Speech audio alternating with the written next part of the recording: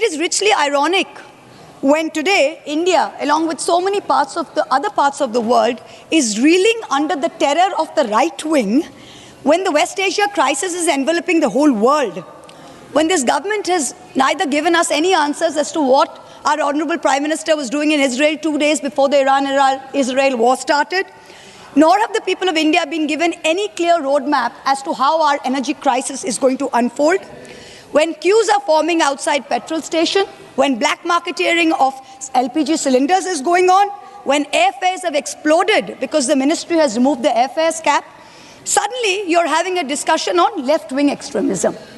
Why? Because this beleaguered government, and more specifically the Honorable Home Minister, wants to use this as an excuse to pat himself on the back. For the BJP MPs and their allies to stand up and say, look, how great is Mr. Amit Shah ji, sabko thok ke thanda kar diya. We are not stupid. Indians are not stupid. We can see this discussion and its timing for what it is, which is merely a diversion from what else is going on in the world and in India on the streets. Now, when we look at left-wing extremism in India, where did it start? It can be traced back to the peasant uprising in Naxalbari, in my state, in West Bengal, in the Siliguri area, 1967. It was a movement led by Charu Majumdar, Kanu Shannal, and Jongol Shantal. This gave birth to the CPI-ML, the Communist Party of India, Marxist-Leninist, in 1969, spread from West Bengal to other states, continues to this day. In 2004, the People's War and the Maoist Communist Center of India, the MCCI, merged to form the CPI Maoist Party. Now, what did Mao say? What had he said himself about guerrilla warfare? Mao had said, a guerrilla must move amongst its people in the same way that a fish swims in the sea. So what started as an agrarian uprising in a small corner of West Bengal gradually evolved into a major security threat for all of India, internal security, peaked in the late 2000s. When LWE was at its peak in 2011, approximately 180 districts, that's about 22% of the 800 districts of India, was under the grip of LWE. And there was a red corridor. This red corridor spread across central and eastern India. There was Chhattisgarh, Maharashtra, Andhra Pradesh, Telangana, Jharkhand, Orissa, Bihar, parts of Bengal. Over time, this corridor has shrunk significantly. Now it's contained to merely about 3 states, Chhattisgarh mostly, Jharkhand, parts of Maharashtra. Now this insurgency was led by guerrilla-style warfare. It was targeting police, civilian infrastructure, and civilians, led to hundreds and thousands of civilian deaths. But LWE, left-wing extremism, did not just happen overnight. It's not something that just came out of the earth. Its roots are socio-economic, its roots are political, exploitation of native lands, displacement of tribals, looting of natural resources which rightfully belong to tribals, historical neglect of poor and tribal areas by successive governments. Now, LWE cannot be viewed as just a law and order problem, and it cannot be solved as just a law and order problem. It is a far more complex problem, requires a multi-pronged approach. Henry Kissinger had famously said that the conventional army loses if it does not win, but a guerrilla wins if he does not lose. As long as he remains, he has not lost. जहां कांग्रेस के तत्कालीन प्रधानमंत्री मनमोहन सिंह जी का मानना था कि Naxalism is the deadliest evil in this country, Naxalism से खराब इस देश में कुछ नहीं हो सकता है, घातक और कुछ नहीं हो सकता है, वहीं कांग्रेस का एक बहुत बड़ा दूसरा धड़ा था विच रोमांटिसाइज्ड नक्सलिज्म, जिनका रोमांस था नक्सलिज्म के साथ, विच लव नक्सलिज्म। और उसमें आप याद करिए अरुंधति रॉय जो इनकी बहन है, जिनसे ये आइडियोलॉजी लेते हैं, अरुंधति रॉय ने नक्सलिज्म के लिए एक शब्द का, एक फ्रेज का प्रयोग किया था, गांधीयंस विथ गन। उन्होंने कहा था ये जो नक्सल्स हैं ये गांधी जी के समान है, बस फर्क इतना है कि इनके हाथ में बंदूक है। आप चिंता करके देखिए किस प्रकार की चिंताधारा कांग्रेस पार्टी और उनकी सहयोगियों की।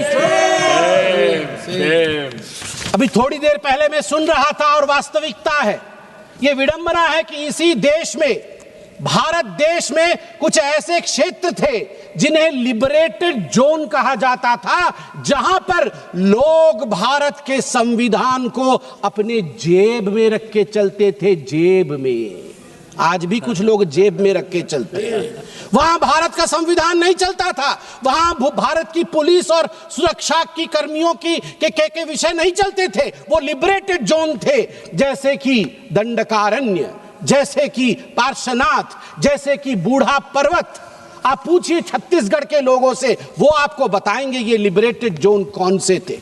और केवल लिप सर्विस होता था, उस समय की सरकार द्वारा लिप सर्विस होता था। और ऑपरेशन ग्रीन हंट के नाम पे जो ऑपरेशन शुरू किया गया था, याद करिए भारतवर्ष में किस प्रकार का फेल्योर हुआ था। उसमें 76 सीआरपीएफ जवान 76 सीआरपीएफ जवान एक ही दिन में शहीद हुए थे छत्तीसगढ़ में, अप्रैल 2010 में। एक ही दिन में। That was the highest ever single day casualty of Indian security. Second only to Operation Blue Star. आप चिंता करके देखिए, इस प्रकार की परिस्थिति थी। अनजाने में अगर गलती हो तो क्षम्य है। अगर जानबूझकर परिस्थितियों को जानबूझकर आपने अनदेखा किया और गलती की तो वो पाप है। कांग्रेस ने पाप किया है, आज मैं वो सिद्ध करने वाला हूं क्यों किया है। यह जो डॉक्यूमेंट मैं लेके आया हूं सभापति महोदय, ये कोई साधारण डॉक्यूमेंट नहीं है। This is a counter affidavit submitted by the Congress party then, that is the UPA government then, in November 2013 to the Supreme Court of India in the case named Kishore Samrit versus Union of India and others. इसमें सुशील कुमार शिंदे जी जो तत्कालीन गृह मंत्री थे, उनके तरफ से यह एफिडेविट दिया गया है। मैं पढ़ता हूं कि कांग्रेस को मालूम सब कुछ था मगर किया कुछ नहीं। Para number 4, the second strategy of the CPIM is to mobilize certain targeted sections of the population, especially the urban population, through its mass organizations which are otherwise known as frontal organization. The mass organizations mostly operating under the garb of human rights NGOs are organically linked to CPIM party structure but maintain separate identities in an attempt to avoid legal liability. कुल मिलाकर इन्होंने कहा कि urban नक्सल हैं, मगर आज मैं अगर अर्बन नक्सल कह दूं तो आग लग जाती है। और मैं यहां सिद्ध करके दिखाऊंगा कि ये जानते थे अर्बन नक्सलिज्म क्या है, मगर फिर भी इन्होंने नक्सलिज्म का मेन स्ट्रीमिंग कैसे किया है। नक्सलिज्म के मेन स्ट्रीमिंग में आप याद करिए कि किस प्रकार सोनिया जी जो कांग्रेस की सर्वोच्च नेता हैं, अभी अस्वस्थ है, मैं चाहता हूं कि वो यथाशीघ्र स्वस्थ हो, मगर सोनिया जी की अध्यक्षता में जिस समय वो NAC चलाती थी, NAC और प्लानिंग कमीशन में कौन बैठे थे? नक्सल्स बैठे थे, अर्बन नक्सल्स बैठे थे। मैं उदाहरण दे रहा हूं, मैं उड़ीसा का हूं। सप्तर्षि भाई जो बोल रहे थे वो भी उड़ीसा के हैं। दोनों भाई हम जानते हैं। 2011 में उड़ीसा के मलकानगिरी के कलेक्टर R विनील कृष्णन एवं 2 जूनियर इंजीनियर, इनको अगवा कर लिया गया था। जब अगवा कर लिया गया था तो उस समय बातचीत हुई थी, नेगोशिएशन हुआ था कि R विनील कृष्णन देश का कलेक्टर है, ये सरकार है, इनको छोड़ दिया जाए। उस समय 8 माओवादियों को जो गिरफ्त में थे भारत सरकार के पास, उन्हें छोड़ा गया। उनमें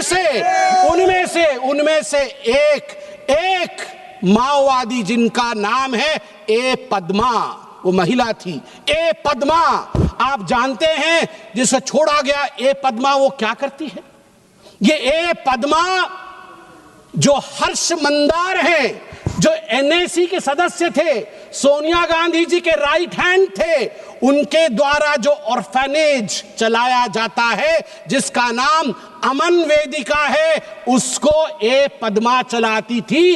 ए Padma was a direct conduit of the Congress party, the UPA government.